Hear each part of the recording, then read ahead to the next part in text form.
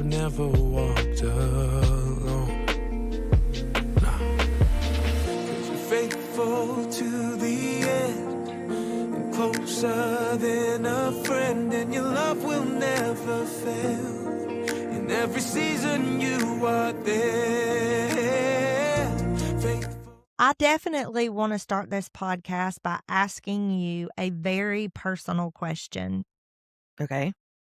Do you overcomplicate things and make things harder than what they are? I think you should know the answer to that. Since I'm the firstborn, type A, plus an accountant. Yes, I very much overcomplicate things. I mean, in fact, was having a conversation with John last night, and that's what he told me. He's like, why are you making this so complicated? Well, I have to tell you a story. Typically, I think I don't overcomplicate things, or I used to think I did not overcomplicate things.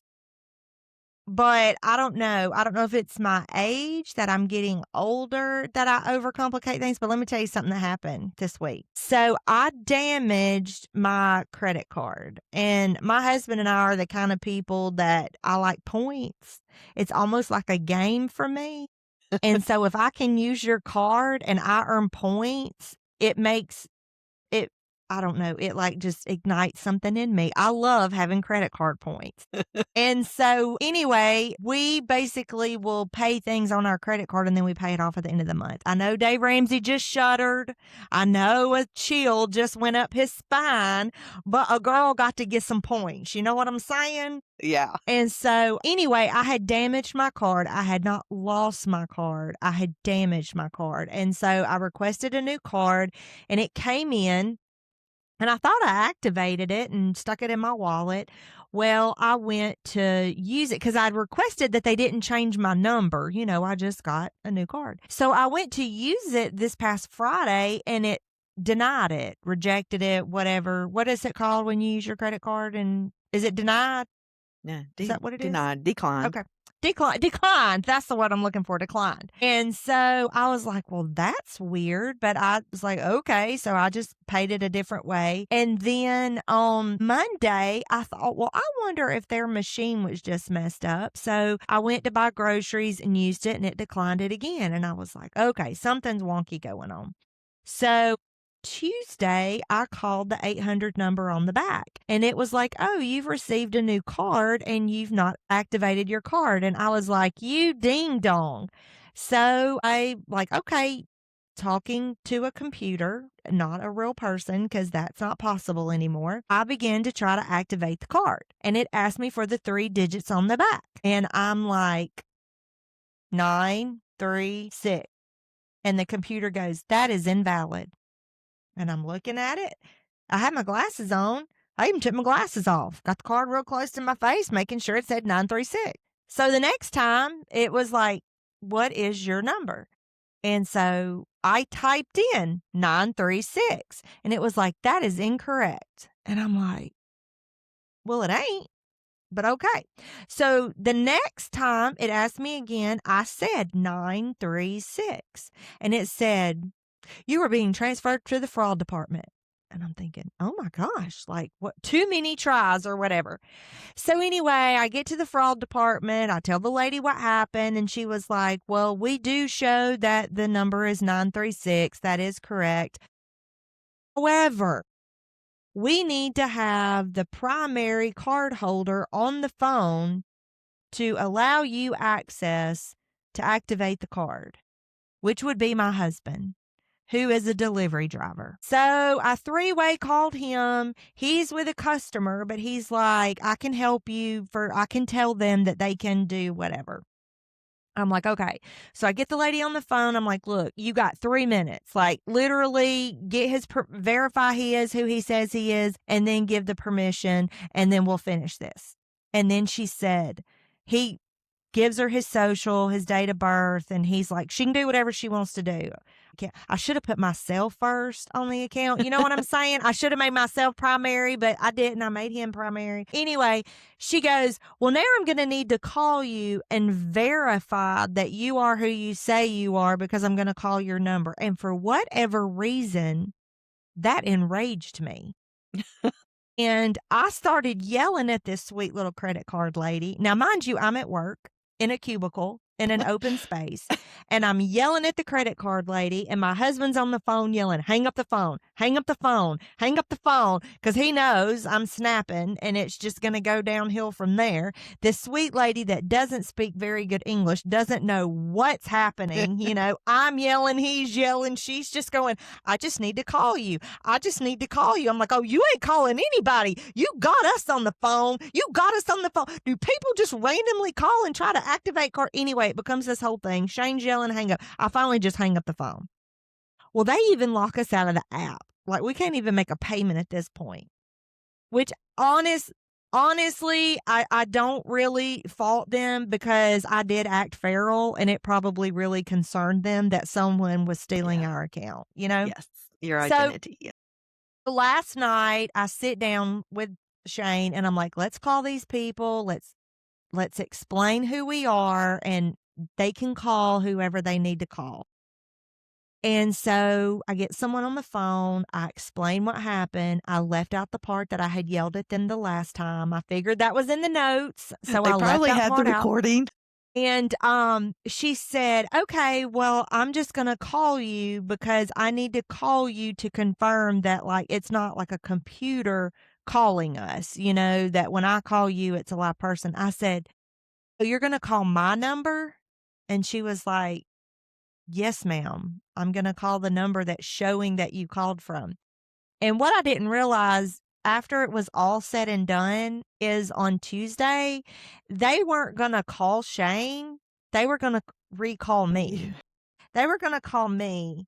And I was yelling at the lady that she couldn't call him because he was at work and he was already on the phone and there was no way he could answer a call because he's a delivery driver and it was a whole thing. So I had completely overcomplicated the entire situation, had yelled at a lady, God love her, who spoke very little English. She probably didn't even know she probably thought this lady is very passionate about activating her card. But anyway, I sat there last night in my thoughts and I was like, A, I completely overreacted. And B, I have realized when I overreact, I overcomplicate a Yeah. lot.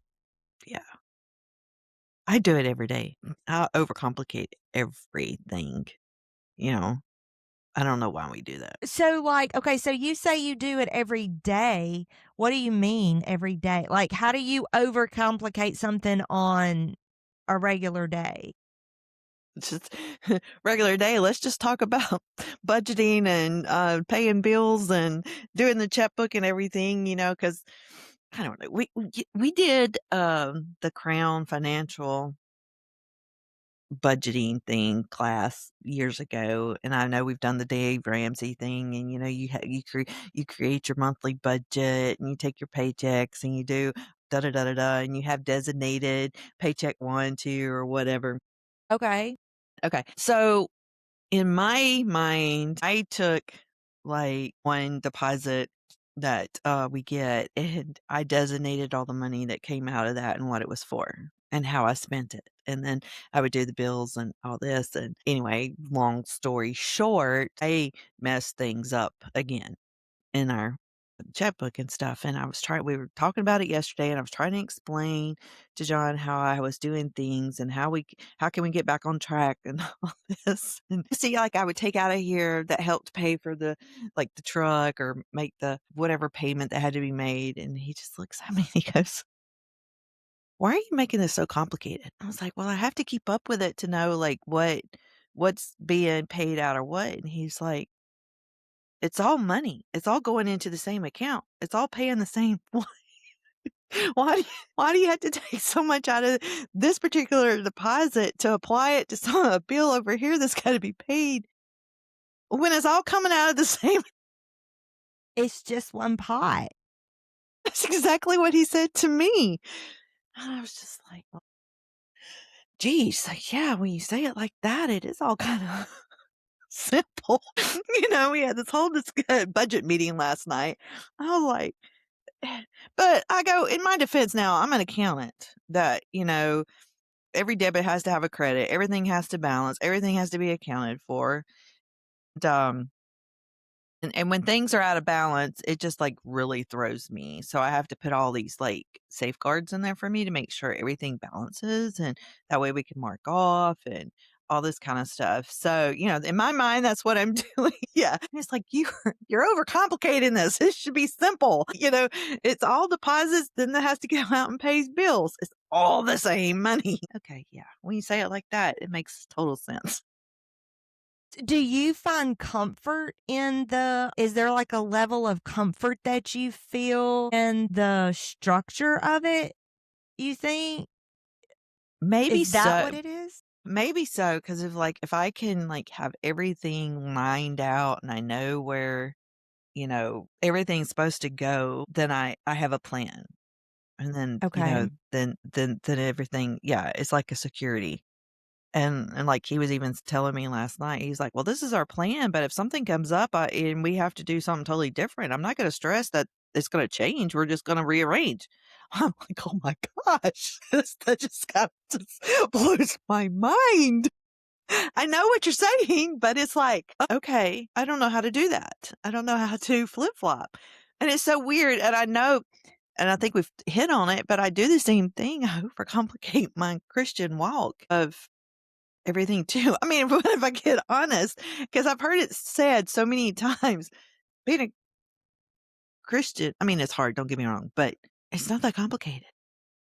Right. But I've complicated. Well, I find it interesting that you find comfort and security in the details. And the details frustrate and enrage me. Like the finite little like the lady calling, and that's just one example. I could give thousands that I've yelled at people because they've tried to do these finite little details. I wonder why there's such the difference. Like, I mean, I know we're different people, duh. Yeah. But isn't it interesting to me? I mean, I overcomplicate my Christian walk 1,000%. And if I feel confined to the little details, it makes me feel frustrated. I almost feel like there's all these details and there's all these checks and balances, I just want to burn it all down. Oh gosh. See, that just makes me cringe I that you mean, said that. yesterday a situation happened at work and it completely frustrated me. And I texted my husband and was like, I am so mad, like burn it down mad. And he just replied, okay. And I told him last night, I'm like, why did you say okay? And I was like, that's not what you say to an irrational person. And he was like, at this point, baby, I'm not even going there. We're not even arguing about it. If you want to burn it down, just tell me where it's on fire. I'm calling 911.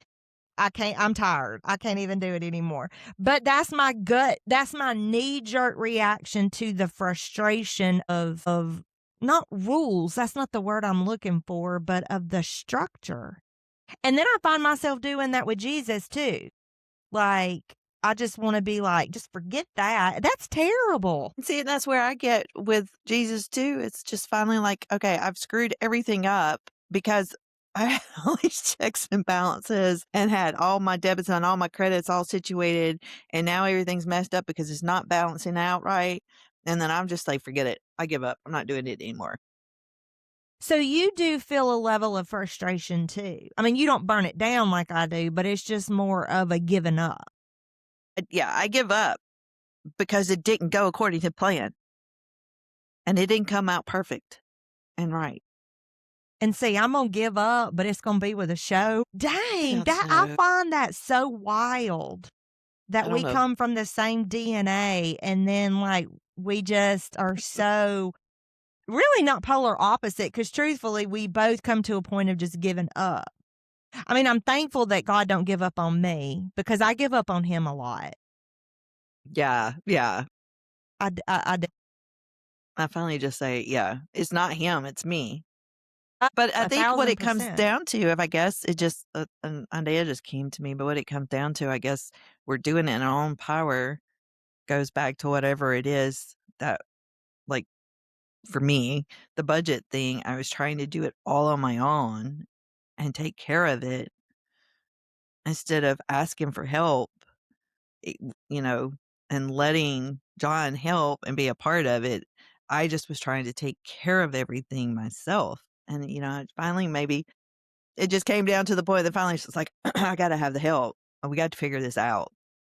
And I guess that I could see God sitting there going, finally, Lisa, been sitting here But waiting for you, you know? can I admit something very embarrassing is that I don't want someone's help because they're not going to do it Do the it my way I way. want it done. Well, yeah, that Or too. their idea is not going to be conducive to what I think is right. And then if I get spiritual with it, I don't want the Holy Spirit to guide me because he's going to lead me to the paths of righteousness. And we are in a burn it down moment.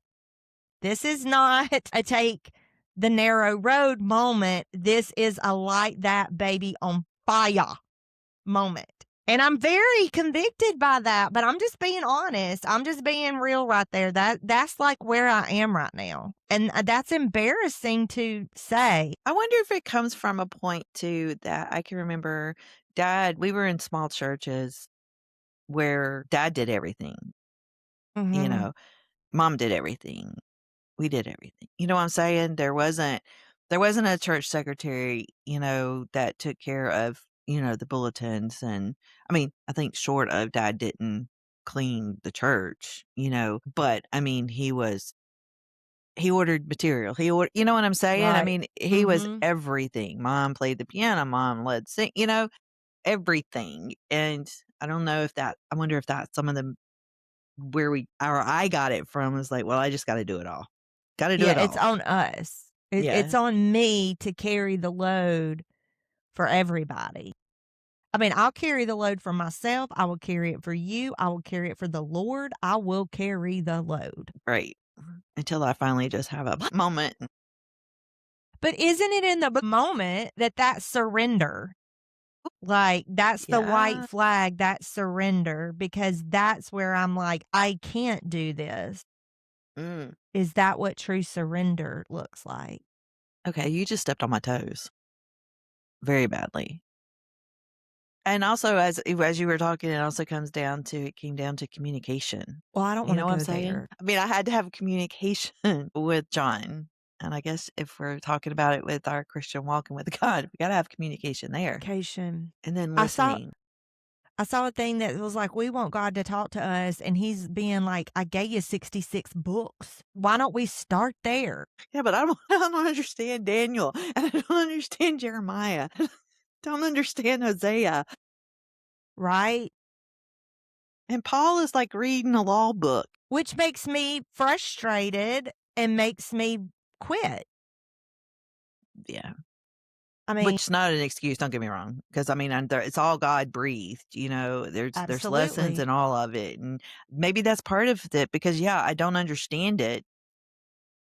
And then sometimes when I'm reading it, it's almost like the Charlie Brown cartoon in my head. I'm reading it, but I'm hearing wah, wah, wah, wah, wah, wah, But then I give up because I don't understand it. Just have somebody else tell it for just tell me what it means and that. Do you think it's because we're not surrendered enough? We're not letting go of the control because is it possible we're trying to understand it in our own right? I was reading in First Peter, the end of First Peter chapter 1 and then the beginning of chapter 2, and it was talking about how when we're born in our flesh, we're born of a corrupt seed.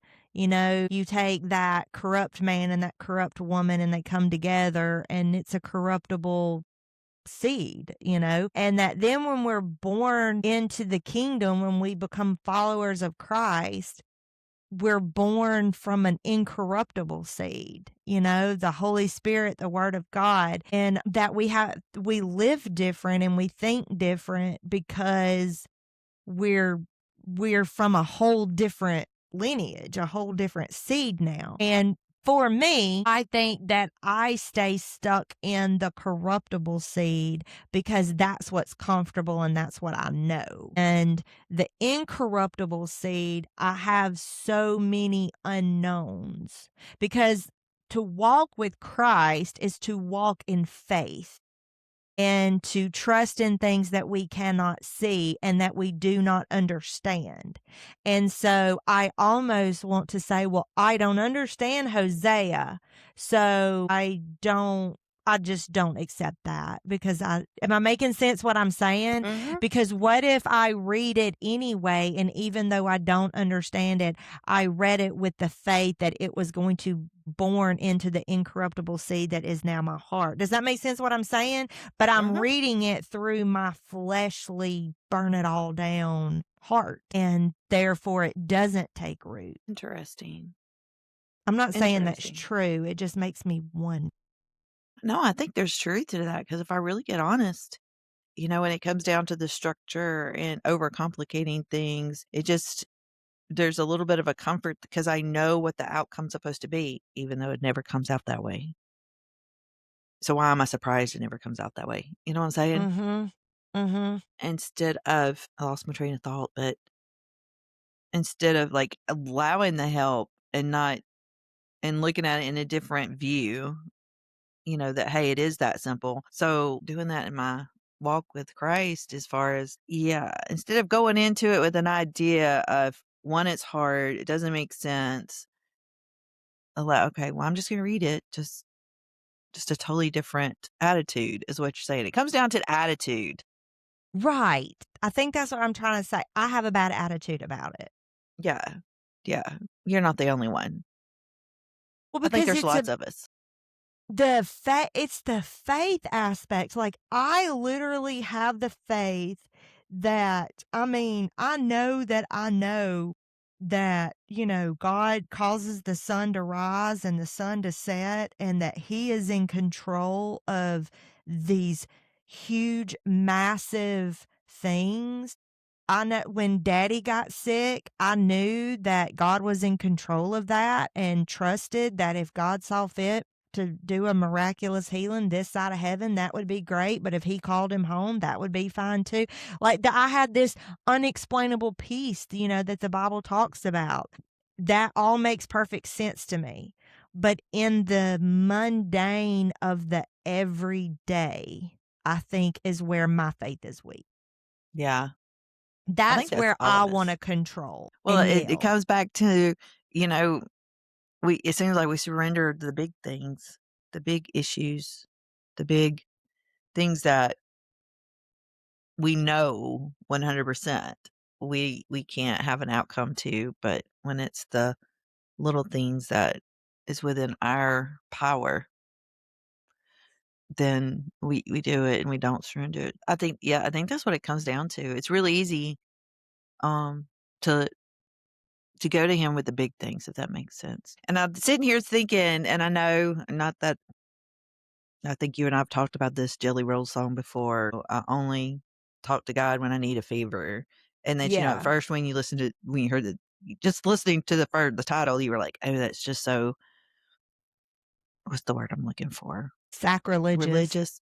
But when you really get to listening to the lyrics, it's like, it's that not the truth. I am so guilty on it that I do go to prayer to God only when I need a favor, when things are like Mhm. completely out of my control. That's when it's like, okay, now I'm surrendered. You take care of it all. You take care of it for me because I can't. So it's possible what we've simplified no.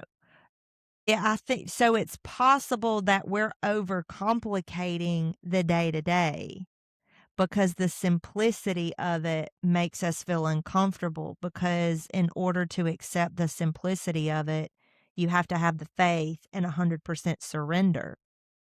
Because if we go to him in the big things, well, that makes perfect sense. That's not, you know what I'm saying? Yeah. That is the answer. But in the day to day, the small mundane things, well, that's too simple. It can't be that easy. And so we try to overcomplicate it and control it and add all the stuff to it.